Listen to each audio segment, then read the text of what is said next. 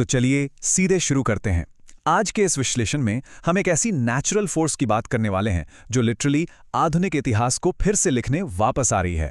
हाँ, हम L Niño की बात कर रहे हैं। एक ऐसा मौसम का फिनोमेना जो सच में हमारे आने वाले कल को पूरी तरह पलट कर रख सकता है। आज हम समझेंगे कि आखिर 2026 को मानव इतिहास का सबसे खतरनाक साल क्यों माना जा रहा है, और सबसे जरूरी बात, इस सुपर एल नीनो से हम आखिर कैसे बच सकते हैं। स्क्रीन पर ये जो आंकड़ा है ना, 2 करोड़ यानी 20 मिलियन, ये कोई छोटा मोटा नंबर नहीं है दोस्तों। साल 1877 की बात है। ब्रिटिश इंडिया की मद्रास प्रेसिडेंसी में गर्मी इतनी भयंकर, इतनी डरावनी थी कि फसलें पूरी तरह तबाह हो गईं और जमीन बिल्कुल बंजर पड़ गई। बस एक साल, सिर्फ एक साल के भीतर लगभग 2 करोड़ लोगों ने अपनी जान गंवाई। सोचिए, सड़क, गांव, हर जगह इस एक्सट्रीम मौसम का खौफनाक असर था। लेकिन यहां एक बड़ा सवाल उठता है, आखिर अचानक से इतनी बड़ी तबाही आई कहां से? और सबसे हैरान करने वाली बात क्या है पता है? ये तबाही सिर्फ इंडिया तक सीमित नहीं थी, बिल्कुल नहीं। ये एक मैसिव ग्लोबल कैटास्ट्रोफी थी। उसी साल चाइना में करीब 2 से 3 करोड़ लोग मारे गए।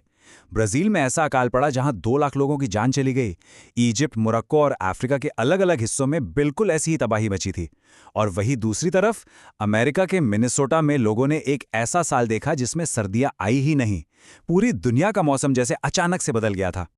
तो इस ग्लोबल तबाही की रूट कॉज आखिर थी क्या? ये ना तो कोई भूकंप था, ना ही कोई युद्ध। ये एक नेचुरल फिनोमेना था जिसकी शुरुआत हजारों किलोमीटर दूर पैसिफिक ओशन यानी प्रशांत महासागर के एक छोटे से हिस्से में हुई थी।